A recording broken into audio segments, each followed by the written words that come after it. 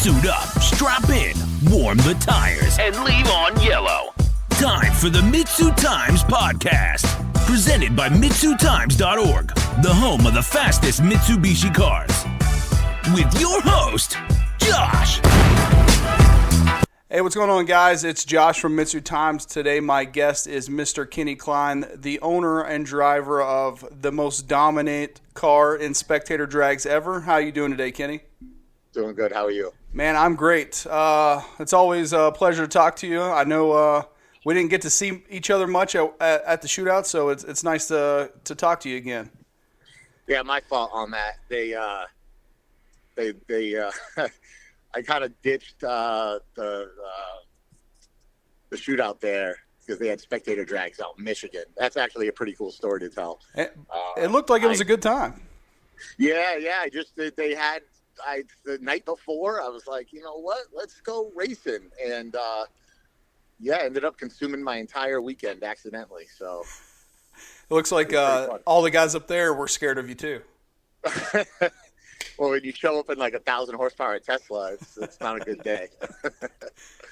Well, let's talk about your 2G that's been so dominant at these events. What's the setup on it? It's honestly just a pretty basic off-the-shelf stuff. There's nothing special to it. It's dominant when it runs, and that's about it. It either takes first place or it doesn't. There's no in between. Checkers or wreckers. Yep.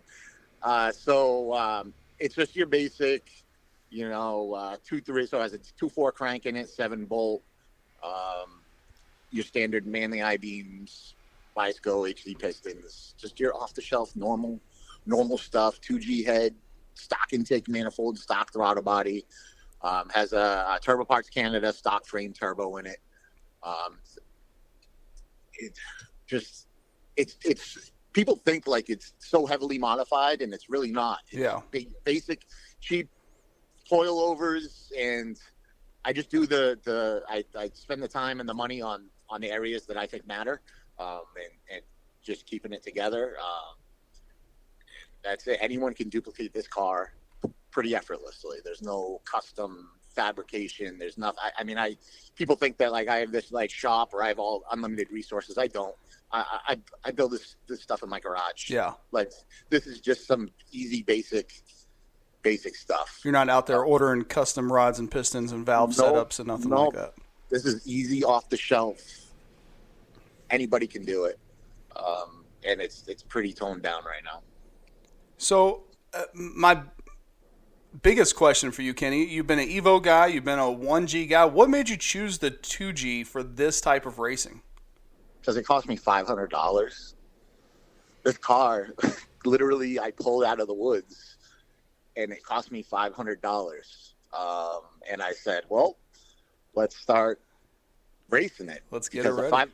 A $500 car, I'll hold my line and bang doors around a track all day. Like, it's $500. I mean, people go out drinking for the weekend and spend more than that. so when I had the Evo was a cool car, but just the availability on parts, it just started turning. Actually, let me back up even more. I was a huge DSM guy, still am, but I got tired of the manual transmission braking. I would go through 3 or 4 transmissions a year. Not a dog box. It'd be right synchro trans, but when you make it 600-700 horsepower, you're just shredding gears. There's like not a whole lot you can do. And when you're hot lapping these things and you're just beating on it and you just don't care, you find the limit of third, fourth gear is what was happening to me. And when third and fourth gear break, everything goes with it. Yeah. And I just started having transmissions just built.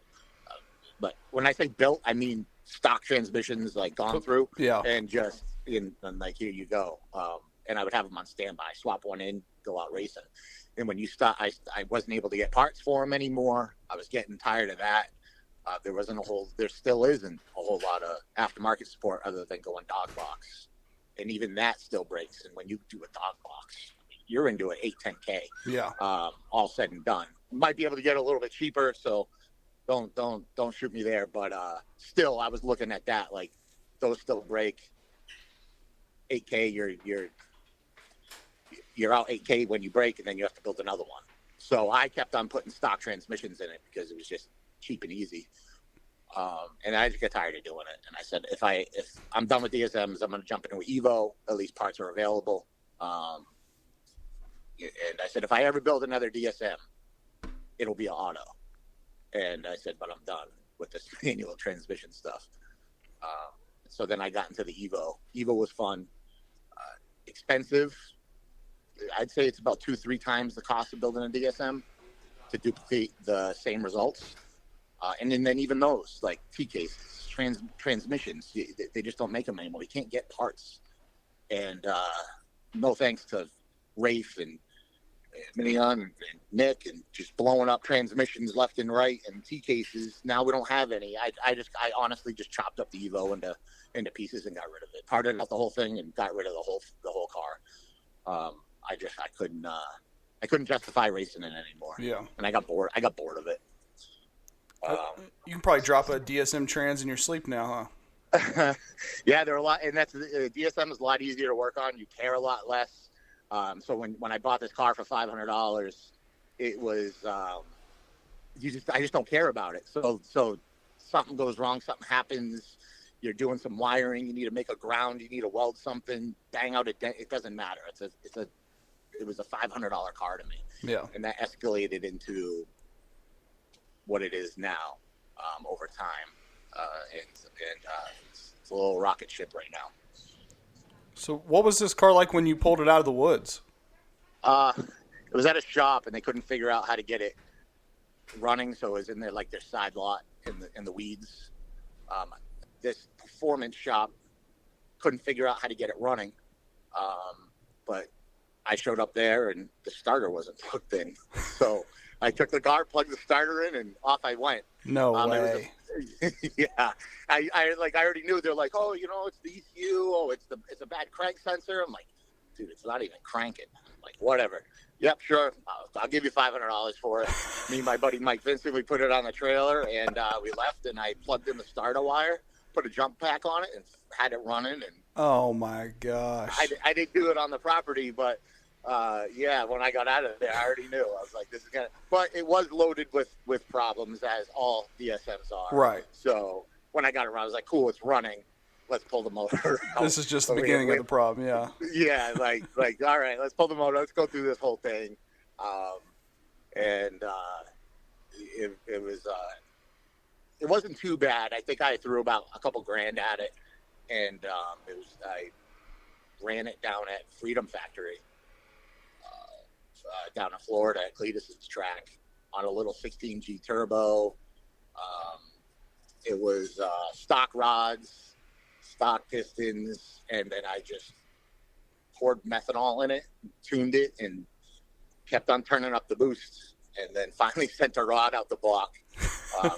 Yeah, it's a $500 car to me, so who cares? Right. I've already had my fun with it. The trip to Florida cost more. Yeah, let's not talk about that fuel bill. I try not to think about that. But yeah, no, I didn't want it to blow up, and I was being gentle with it, but unfortunately I got matched up with a C8, and I was like, I'm going to have to lean on this car a little bit more than I'd like to, but I knew the consequences, and yeah, I played the game, and I lost. But it was all right, because I got it back home, and just built a motor for it. No big deal. Yeah. So whenever you picked this car up, that was the goal, was, hey, I'm going to get this ready for Freedom Factory? When I picked up the car, I actually had no plan. I didn't know what I was doing with it, because Freedom Factory really wasn't a thing yet. And I picked them up, and I said, well, I got to figure. I picked up two, so $500 each. I got a Spider and then this car. Oh wow! And that Spider is actually still sitting at my buddy's shop, just sitting there. It's been sitting there since I bought it for 3 years now, 2-3 years. I haven't even touched it, looked at it, nothing. I just bought it. I was like, so I'll just take them both. It doesn't have a motor or trans in it, but I had no plan for it. I said, hey, let's, and then I said, well, let me do spectator drags with it. The local track had an event I went and cleaned house there with it real quick, make sure it's all good, and then I put it away in the garage. I was like, well, wait, it's wintertime. I don't know what to do with it. I'm just going to put it away. And then Cletus announced his thing, and I said, let's go down there and party. And I almost dropped the oil pan and pulled the head and was going to just do like piston rods swap right in the car. But I was like, you know what? It's been running pretty good. Let's just drive 1,500 miles and go find the limit, the stock 7-bolt. And we found it. Found it in a big way. Yeah, they had no idea what when I showed up there, me and Mike showed up in his 3000 GT. They had no idea like what kind of cars these were. I'm like, wow. Like, yeah, it's like, this is a 3000 GT and this is an Eclipse GSX, a DSM. Like, how do you not know?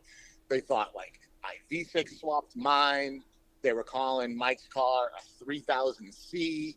Like, they had no idea what these cars were. And we were the biggest. We're back home. We're top dogs. Like, right. We run shit, right? So when we went down there, no one had a clue who we were, and they just laughed us off. They didn't care. Instantly, a guy started talking shit to me. I was just like, I said to Mike, I was like, Mike, I forgot the bug spray, and the guy next to me with the 8-cylinder was like, oh, you also forgot 4 other cylinders. And I'm like, what the? Oh, my God. I was like, well, wait a second. Like, I just got here. Like, I didn't even get a chance to, like, be me yet. And so I was, they were already, like, making fun of us, and I had the big wing and everything. And yeah, they weren't laughing at the end, though. Yeah. We cleaned house there. Mike ended up winning it. And that put a staple in that track, what a Mitsubishi is. Definitely went from unknown to very known at that. It was like Mike blew up at that point. Yeah, that was really cool to see. So now they do. Now they actually host spectator drag championships, and they do like 10K to win. And they do it once a year, which is really cool. That's sick. Yeah, that's when they end. So my car was mostly stock. Even when I did the piston and rod swap, I was like, I don't know what I want to do, But when they announced the 10K to win, I gambled heavily on that 10K, and I looked at it as like, I will win that 10K. No doubt, I will win it. I'm very confident in my abilities and what I could do, and my car was blowing up at the time, so I was like, we're gonna auto swap it. I'm looking at it like, I was already spending the money I planned on winning. Yeah. So I was like, I got 10K. I already have 10K in the bank right now. Once I just show up there, I just got to front it and I'll collect it when I'm down there. So that 10K budget instantly got hit when I auto swapped it and started building the motor, building the fuel system, doing wheels and tires, doing suspension, stuff like that. And I was 20K into it, and I was like, well, it's still not that bad because really it only cost me 10K to build this car, assuming I would win. Right. And that didn't go to plan. I didn't win. I ended up in the quarterfinals, and the car I'm kind of I was new to the methanol life at the time, and I was having an issue with the catch can getting full. I had too small of a catch can. So, I was puking oil out of it. That's it. And I was like, I can't breathe. I was draining the catch can between races. Wow. So, and then they started doing best 2 out of 3. I was like, there's no way. Like, if I do 2 laps, my catch can is going to be full. So I got DQ'd because it was spilling oil out of it, literally puking out of the catch can. But that problem's been solved. Continue on. I've been racing all this year. Just it either runs and wins, or it doesn't run and win. We have to work out through the little bugs up north here in Massachusetts. We don't get the race in the winter, so I literally, when I came back from Florida, I literally had to sit and wait till May or June to race my first race because first 2 got canceled because of rain, and we got salt till April. So I literally sat for like 5-6 months waiting to test my car again. Man. and then I've just been racing it all season, working through the little bugs here and there that come with a new build. And right now it's ready to dominate when I go down there in December. And what days is it again? What days? What? The Freedom Factory. What is it? They haven't announced it yet. Okay. But it's December 16th, I believe. Okay. Saturday, I believe. Yeah, it's December 16th, and they come swinging with big dogs down there. Like up here, we have like pretty quick cars at my local track at Seekonk, but down in Florida, they have the Teslas, they have the GTRs, they have Porsches, they have RS4s. They have nice cars because they have year-round racing. Yeah. They don't put the cars away. They have cool shit down there. So they have some serious cars to race, and they're not scared to throw down. And that's when I have to run those guys. That's tough. But that being said, I don't think I'll have a problem at all. Hell yeah! It just really I'm confident that if my car stays together, which I don't see why it wouldn't, but you never know. If my car stays together, I will clean house there. Awesome. Like, effortlessly, in a very dominant fashion, and I will come back home. And I would really love to see people start racing spectator drags, just because I'm a firm believer that that's true racing. When you're racing door to door, when you line up, like you don't get to pick and choose who you race. Like it's like showing up at a car meet, right? You show up at a car meet. Hey, what's up? You want to run it? Oh, what do you got? Oh no, I don't want to run you. You know, yeah. You got more. It's none of that. You have the insecurities where you're not sure. Like, oh, I don't want to lose. You know, and it's like you race spectator drags. We're talking 50, 60 car fields, single elimination till last man stands. Like that's my kind of, not just racing, just like a bunch of people show up, we're competing. Right. That's what I love. And you don't have that choice to say, no, I don't want to race this guy. It's like, nope. This is, you show up, you race who you get paired up against, and may the best man win. That's awesome. No crying, no complaining. So that's what I love about spectator drags. I would love to see more people do it. I tell everyone, you're only going to crash if you want to crash. You're not gonna crash, by accident. You just don't push it. If you're scared, or if it's too much out of your comfort zone, or just let out. Just let out. You don't have to push it hard every single time. Just let out. Just relax. Build up your confidence. Make your laps. That's what I tell everyone. When I've touched the wall a couple times, and I touched the wall because I pushed it that far. I was pushing it. At any point in time, I could have decided, nope, not this time. Like, I'm going to let out and take the loss. But when you're racing, you're in the moment.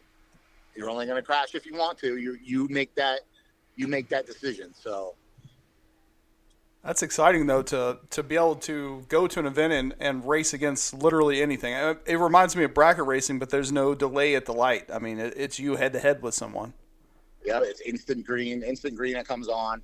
Sometimes they throw a little curveball at you and mix it up. Inside, outside, coin toss. Every track kind of does it different. But, but it's just right up my alley. It really is. That type of competitive environment. That's what I'm about. And I'm like an old school drag racer. Like, let's street race. Let's go have fun. Let's go to the drag strip. I like that.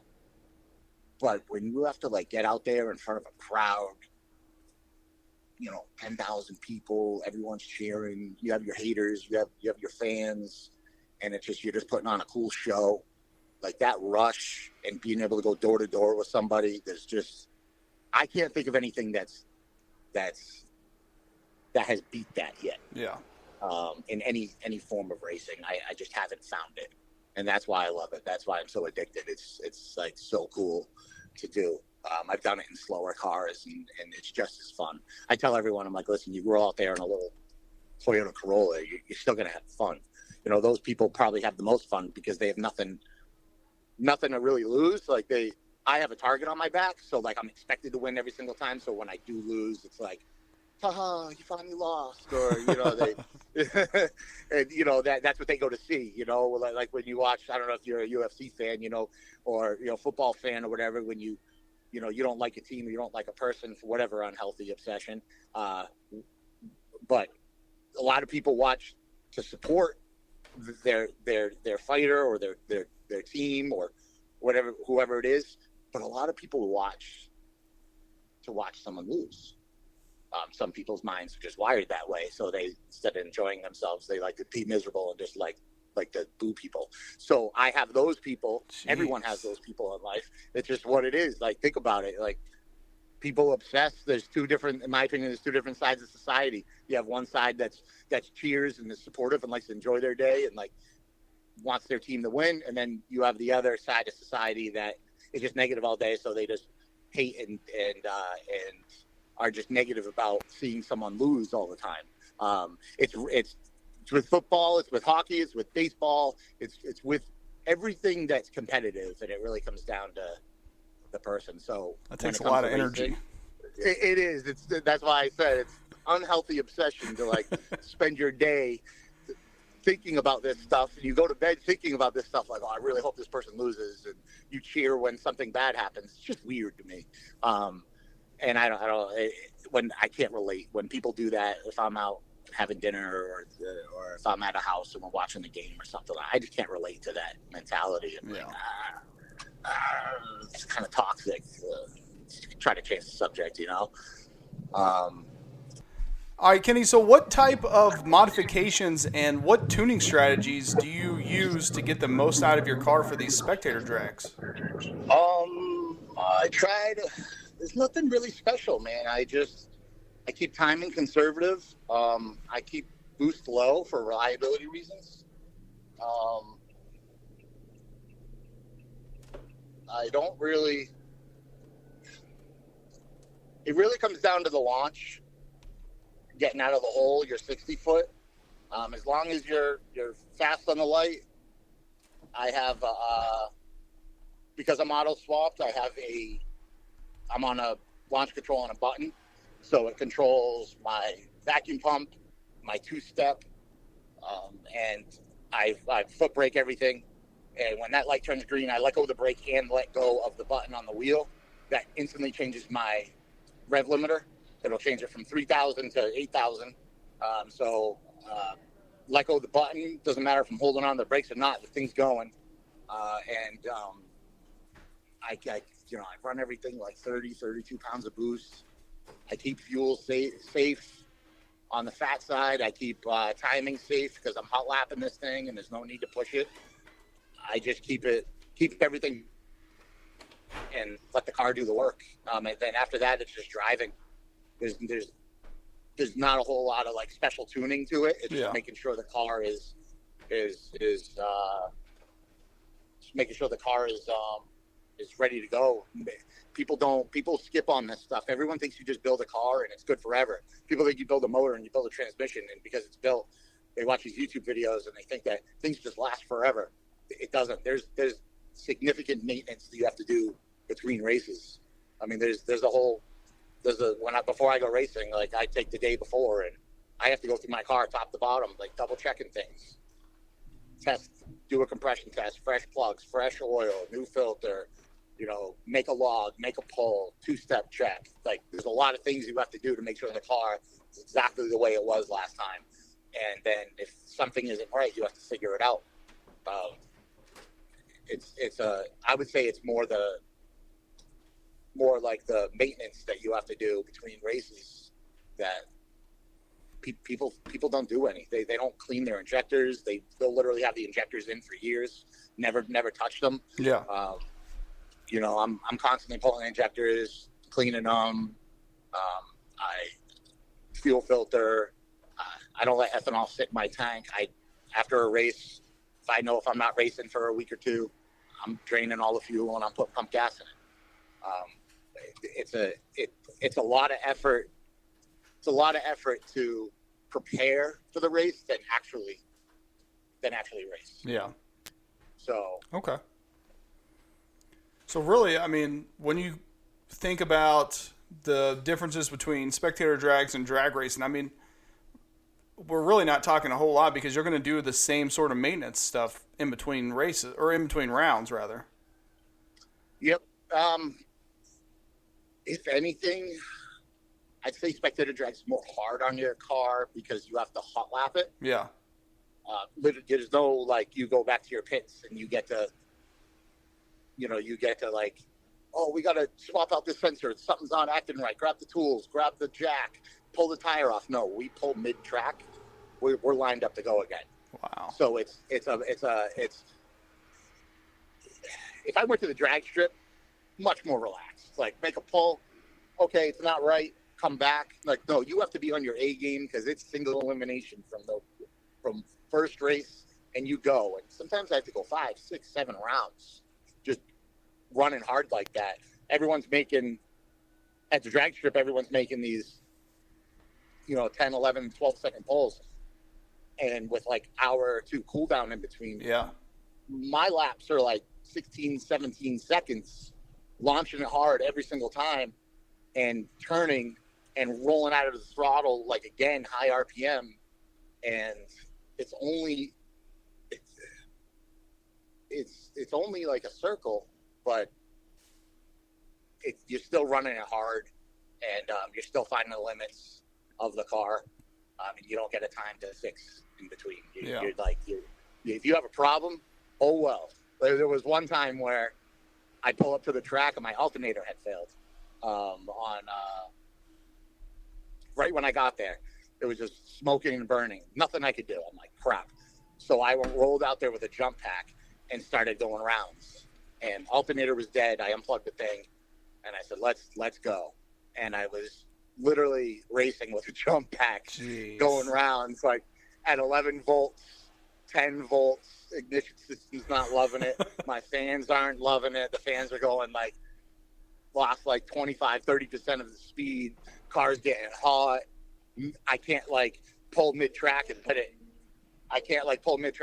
idle to cool down. Nope. I have to shut the car off because I only got so much battery life. And I think that's why I had a transmission failure that day towards the later rounds. I think my transmission temps got way too hot. Yeah. They made the gears super, super soft, and then I launched it, and then bye-bye transfer gears. So that was all she wrote. Yeah, so they both have their things, drag racing and spectator drags, they both have their things about them. But I would say spectator drags is harder on the car because you have to hot lap and you have no time in between to fix it.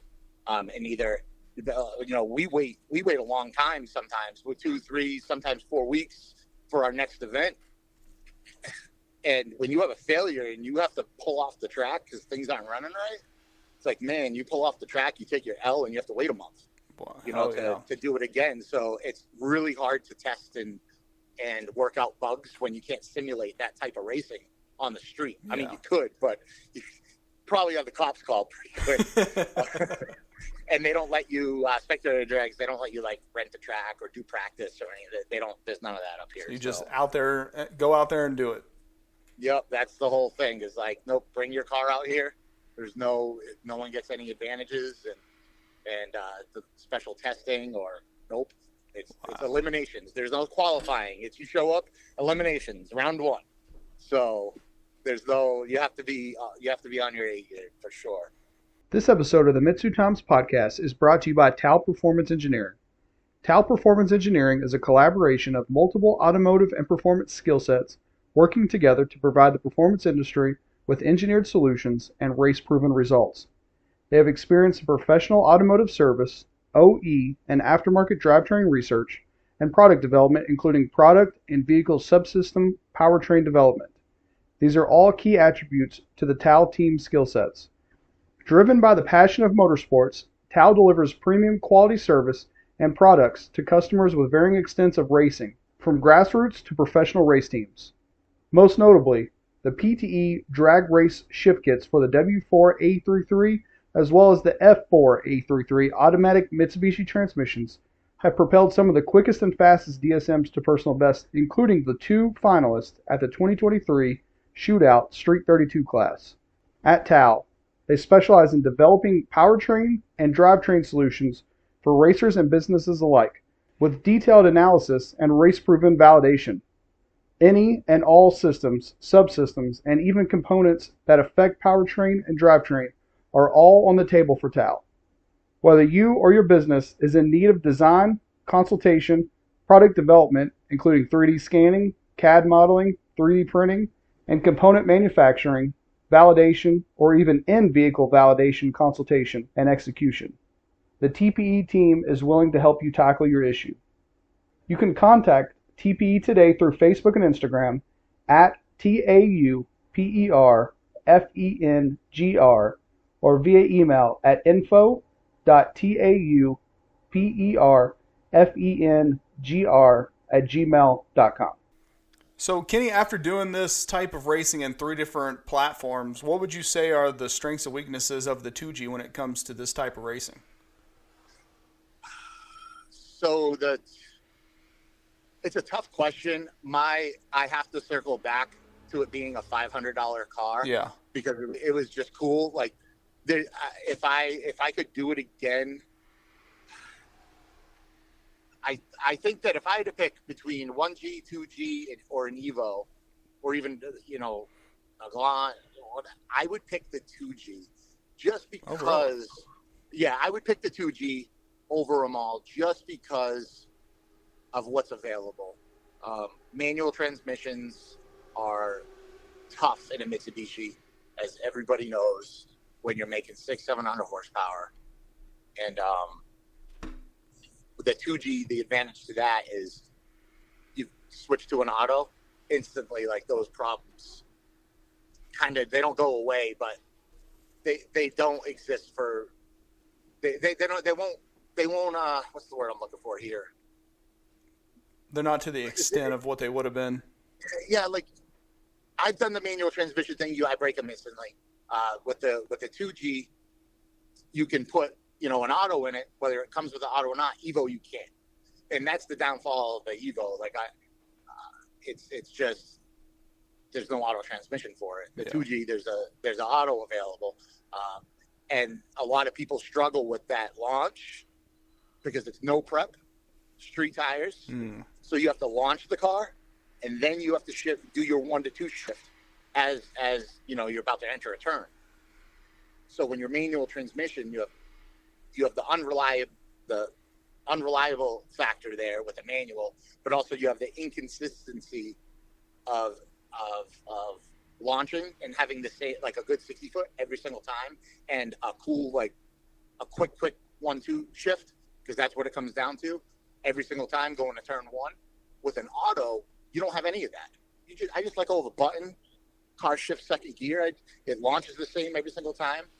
It's all tuning, you right. ramp in the boost in first gear. So, like, 2G just has it. 1G is kind of cool. I just don't like 1G is a cool car to race, but I don't like the suspension on the 1G when it compared to the 2G, as far as, availability and what's out there for upgrades and stuff. 1G is very archaic, front to back, period. It's not really it'll take a lot more effort versus a 2G is just my 2G. I just throw some coilovers at it and off I went. Yeah. Already got double wishbone front and back. Yeah, exactly. So it's like, it's great. So you have that. Vogue Metalcraft Paul, like, I have all his arms in it. Didn't have to do it, but in order to, like, dial it and make sure, everything is staying in place where it needs to be when I do my alignment, like, his parts are amazing to do that with, and I don't know if he offers that for the 1G, the front and rears. I'm not 100% sure, but there's just the 1G trailing arm is, you have to dig that out. You have to weld in the tow eliminator kit, and then to adjust the tow eliminator kit, You have to literally take it apart on the alignment rack and spin it and put it. I've done it before. It sucks. Maybe there's a better way, and someone will correct me that there is a better way to align those things correctly. But it will take a lot more effort to do. I can promise you. Yeah, for sure. 2G, with 2G, I'm just spinning bars and recalibrate on the machine. Where are we at? It's beautiful. So I would do a 2G auto over the 3 or 4 Mitsubishis. Okay. For sure. So after you take the big victory this December at the Freedom Factor, what are going to be your goals for 2024 with the car after you do your winter break again? That wow, I sound like an ass, huh? Like to say that I'm going there to win. What a cocky, right up my alley being cocky. Well, we all want you to win for sure to put the DSMs back on the map, like you said. Bro, I've been at it for so long though. Like I want to win that race, and then I'm gonna park it. I don't know. Like wait till someone wants the race.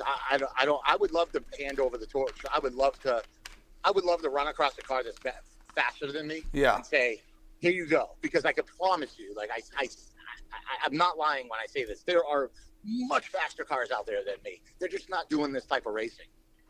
Like I'm nobody doing this stuff. I would love to pass the torch over to somebody, like, here you go, because I don't have the time I used to. It's not new to me, so it's not like cool and as fun as before. You know, I don't get that big rush anymore where I just don't have that drive. Like I have no interest in being up all night, getting my car ready for the race the next day or because I had a failure or I would much rather. I'm lazy, man. I'm getting old. I'm getting fatter. I just like to be home sometimes. Especially being a new dad. Yeah. My little guy, Owen, he's 10 weeks old now, 11 weeks. Man, he is the coolest kid ever, man. Like, not to put anyone else's kid like down, but he's a little badass. I love him. He's perfect. I can't wait till he gets older and we get to do some cool stuff together. But yeah, man, I'd rather be home. So I'm probably just gonna park it, put it in the garage, and every now and then maybe go out for a little bit and do events. I would really like to do the shootout with the car, and I would like to win a double event. I would love to win a max effort and say like a stock appearing class. Yeah. Like that, like back to back. I don't think anyone's ever been able to do that, and I would love to try. That'd be kind of cool. So I might do that. I was gonna race it this year at the shootout, but I had a transmission failure after I just got done talking all that crap about manuals. But that was like the week of the shootout, wasn't it? Yeah, it was like a couple weeks before, Okay. I think. Or yeah, and I just couldn't get something together in time. Kind of disappointed in that, but I really wanted to race the shootout in it. But so I guess to answer your question, I'll do the shootout. I'll bring my car up there, and I would like to attempt a max effort and stock pairing win back to back. Yeah. That'd be kind of cool to do. Oh yeah, that'd be sick. Yeah. Well, Kenny, since we're on the subject, I feel like it's only right to get your advice. If someone out there is listening, they're thinking about getting into this type of racing, what advice would you give them? Honestly, go buy an Audi RS4. It'll be way cheaper, and you'll be able to drive it every day. That's what I tell everybody, man. I'm like, man, if you don't know the deal, like I know these cars inside and out, and I know a lot of other people out there do too. But sometimes, man, I wish I could just. I've been tempted, and I've priced it out a couple times. Like, man, I know how much money I have in my car. My time isn't free, right? So an Audi RS4 would just be so much cheaper right now. Like if I could just go get that and be happy and do just as good. Yeah. And be able to drive it every day, like you said. Yeah, man. Like, but I don't. That's boring. But people still do it. They'll go get an Audi. They'll go get what's another fast car that they'll go get that's relatively cheap. Get a used Tesla nowadays. Oh man. Listen, you want to talk about a killer spectator drag car, or just you want to talk about a car that should just be illegal, period? Like people don't the Tesla Plaid, you shouldn't be allowed to buy that. Like, have you ever been in like a new Tesla Plaid? No, I've just seen the YouTube videos of people launching them. Listen, the video is nothing. That's nothing. The car should be illegal. Like, I promise you, there's no laws on it right now, but there will be at some point and some time, someone's gonna bring something to the table where like that car isn't allowed to do that and operate on the street. Like, it is there's no need for someone to have that much power, like, that's available to the public just to go get. Like, it's not even, man, you have to experience it, Josh. I'm telling you, like, when I seen the videos, I've been in fast cars, you know, I have a Nitro ZX10, like, I'm damaged goods. Like, I don't appreciate anything that's fast anymore. I'm like, whatever. Like this is just another day. When I got in the Tesla and you press the throttle, dude, it's like, it is ridiculous. It is ridiculous. It should be illegal.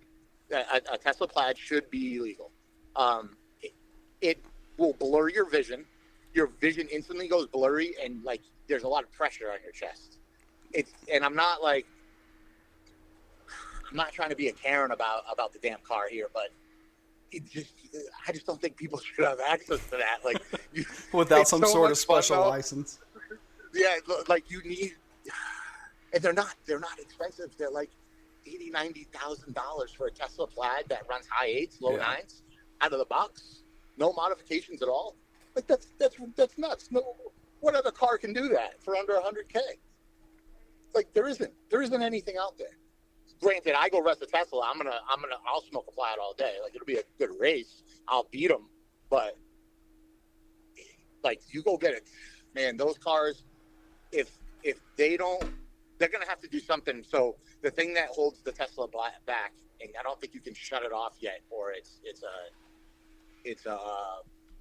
or I didn't know how to do it.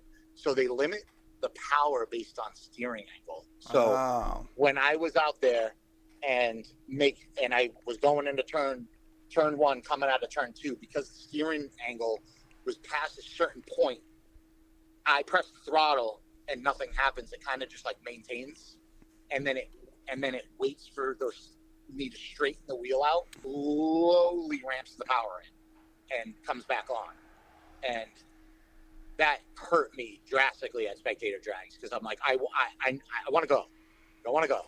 Don't stop telling me how to drive a freaking car. Yeah. I had no idea how to shut off that steering angle feature where it, like, limits you. But if somebody could shut that off, like, that car would dominate in everything, just anything road course. I mean, maybe people know how to shut it off. There is a way. I don't know a whole lot about it. But Josh, man, you have to just go rent one. Go on Turo like I did.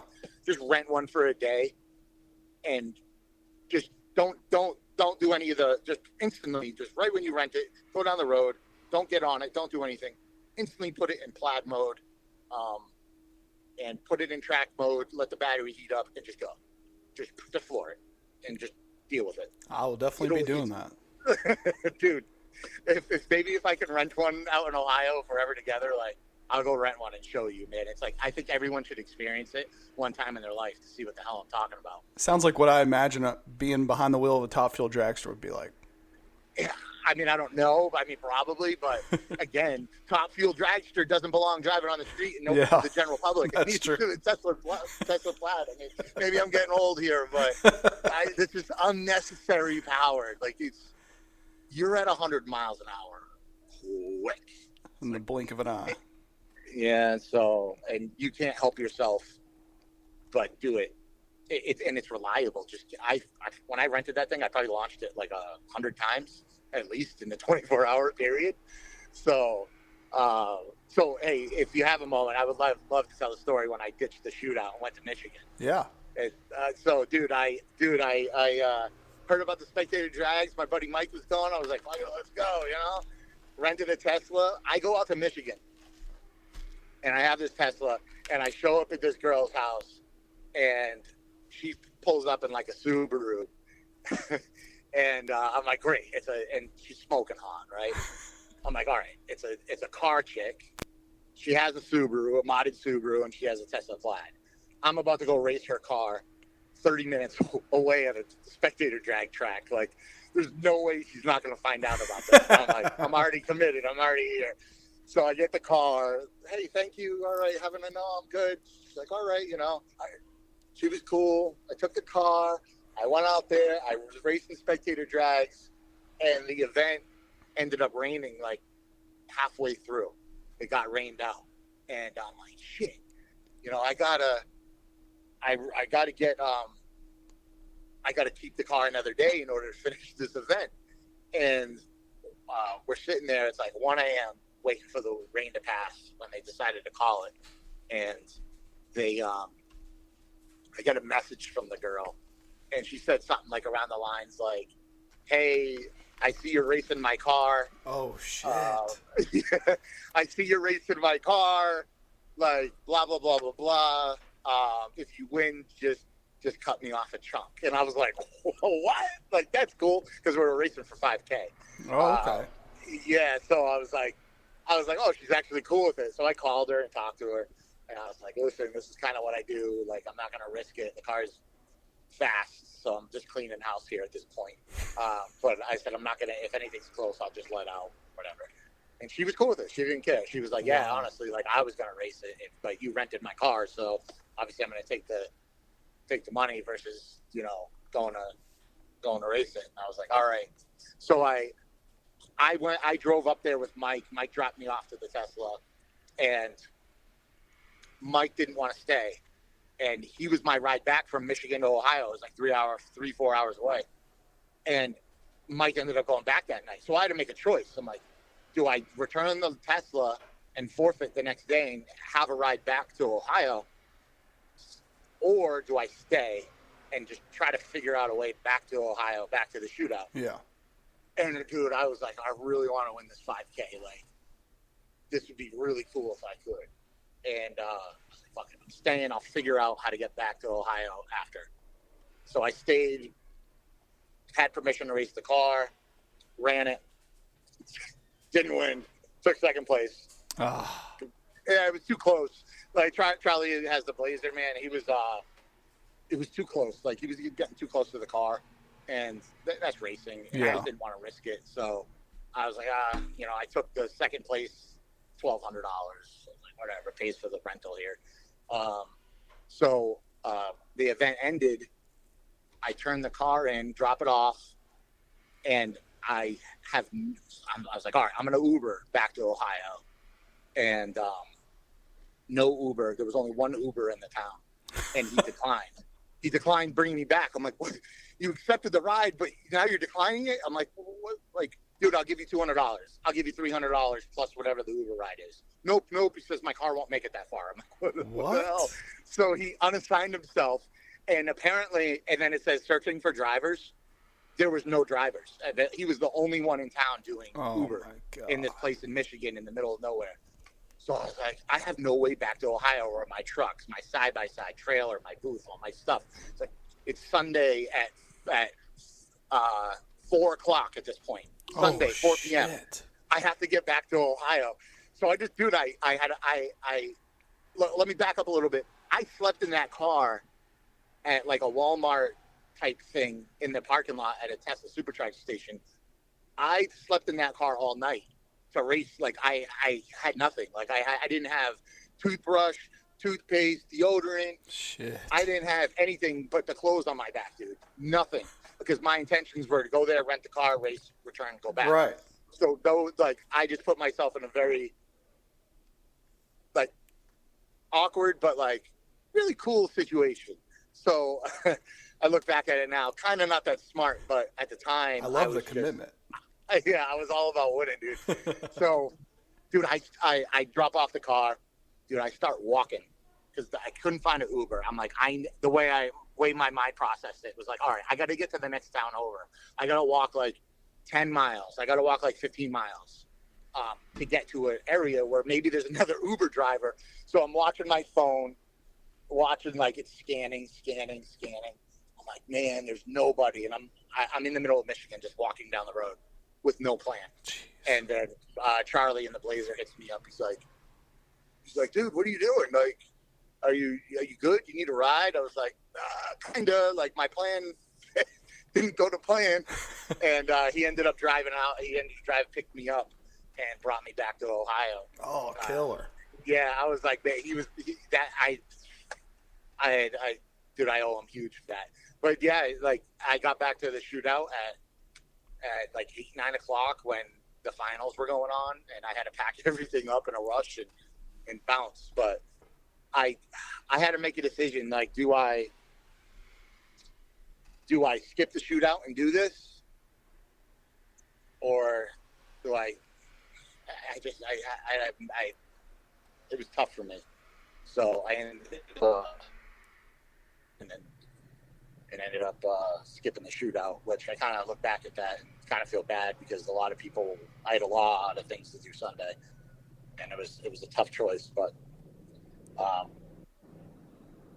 it was kind of cool. Yeah, it looked like a cool event. Reckless. It was reckless, but it was cool. Definitely living spontaneously for sure. Man, I'll never do that again. That's awesome, Kenny. Where can people find and follow you on social media so they can check out more of this spectator drags and see your car in action a little bit? Well, if you're not blocked, you can find me on Facebook. This is normally where I do my thing. I do a little bit of Instagram stuff that I think I just cross-post between Facebook. But you go on, just go on my profile, Kenny Klein. Like I said, if you're not blocked, you can find me pretty easily. We'll probably have a bunch of mutual friends. That's kind of where I do everything. I don't really post much for, like, business and stuff. I just kind of go with whatever the day goes, post it on my Facebook profile, right on my wall. You always got some good links of either you or some good pictures of either you working on stuff or you racing. I feel like I don't know if you bring a photo person with you, but you always seem like you have some photos of you at the track. Yeah, no, there's always people taking photos, so I just share them. T-Berg Media, he's on YouTube. T.Berg. He records all our spectator drag events. Oh, okay, cool. And he does behind the scenes stuff. He's been doing it for such a long time. I remember when he was like 15 years old, 16 years old doing it. Wow. And he didn't have a license. He didn't have a car. He was just a teenager with a camera. I think he's like 24 now. He lives in Florida now, and he comes up here and records the races still. He literally comes back to that. He follows us to tracks, and everything's on his channel. He loves, recording and doing the spectator drag thing. That's so cool. Yeah. Well, Kenny, I always give a chance for people at the end to give a shout out or a thanks to anybody who's helped them out along the way. Is there anybody that you want to give a shout out to? There's so many. So many people that have supported me. First and foremost, I want to thank Nick at Turbo Parts Canada. He built some really cool turbos for me. He's been supporting me from day one on the spectator drag thing, and he's put in a ridiculous amount of time that I don't know why he does it, but I'm very, very thankful for everything that he does. Very reliable turbos. I beat the crap out of them. I run them past what they're made to do. I don't run filters on them. I don't care. And the turbos laugh at me every single day and say, that's it. I have the wastegate pin shut 100% duty to the top of the wastegate with no boosts going to the bottom of the gate. I send these things, and Nick kind of he's like, well, it's probably not going to last long. I'm like, probably not, but whatever. I got another one. And so I just want to thank Nick for everything he's done for me over the years. He's been begging me to get a quarter-mile drag time out of my car. It's just not a drag car, but we'll see. We Aaron just gotta wait Gregory. for you to do max effort. Yeah. Aaron Gregory, he's been doing my auto stuff. Really nice guy. Extreme PSI, they hook me up with parts. They always have the stuff in stock. You know, they're my go-to when I have to when I need something and need it by tomorrow. I hit them up. Man, I feel like I'm like everyone that makes parts, that is making parts for the DSM, that's still at it, still going. You guys are killing it. I buy stuff from Boosted Fabrication. I buy stuff from Paul at Folk Metalcraft. Everybody that you know who you are. I always tag them every time when I'm posting photos up. Just if you ever want to see the type of parts that I have in my car and the people that I use, and the people that support me to make this car what it is, just go on my Facebook and I'm transparent about everything. I hide nothing. I'll tell you exactly what's in my car to do what it does, and then some. Heck yeah. Well, Kenny, thank you so much for coming on here and sharing your story. I love that you're on the way to go race right now. I mean, I feel like that's perfect. Yes, sir. So I can't wait to see what else you do, and I hope you keep dominating and keep pissing off those people who just seem to hate you for some reason. No, I don't focus on that stuff, man. Like that's just the nature of the beast. Like that's just how it goes. Yeah. Like I don't. It's so hard to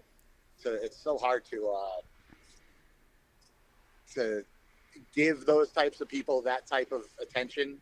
I used to, because I was new to the internet when I started doing this stuff and I was winning. I was like, who are these people that just go out of their way and they're just like hating, like for no reason? So I used to engage with them and kind of just be like, fuck you, meet me at the flagpole 12 p.m. Let's see what's up. But none of these people show up. None of these people ever say anything in person.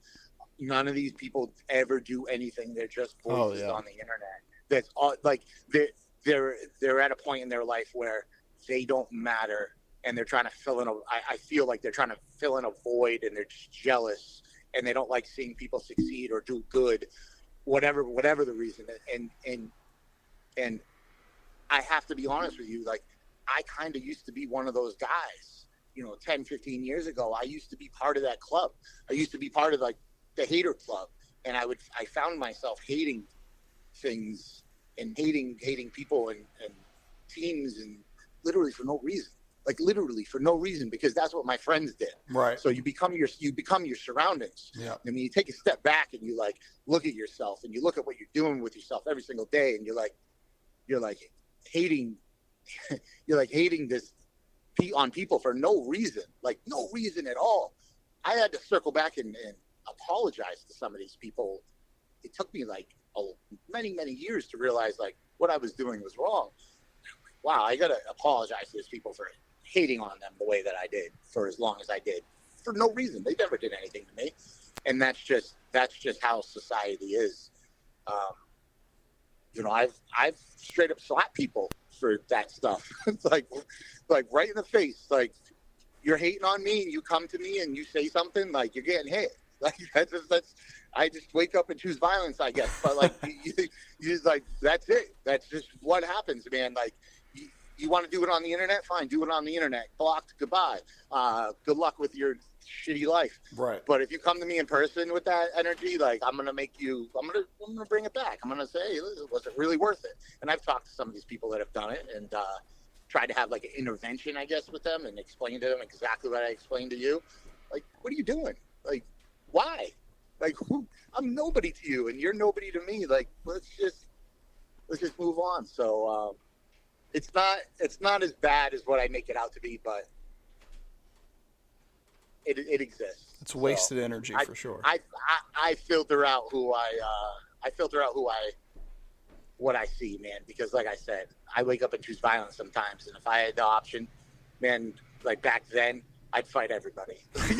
Now I don't even give anybody the time of day, man. Yeah. I'm like, whatever. Like, you don't exist in my world. Like, I wake up and I go to bed not thinking about you.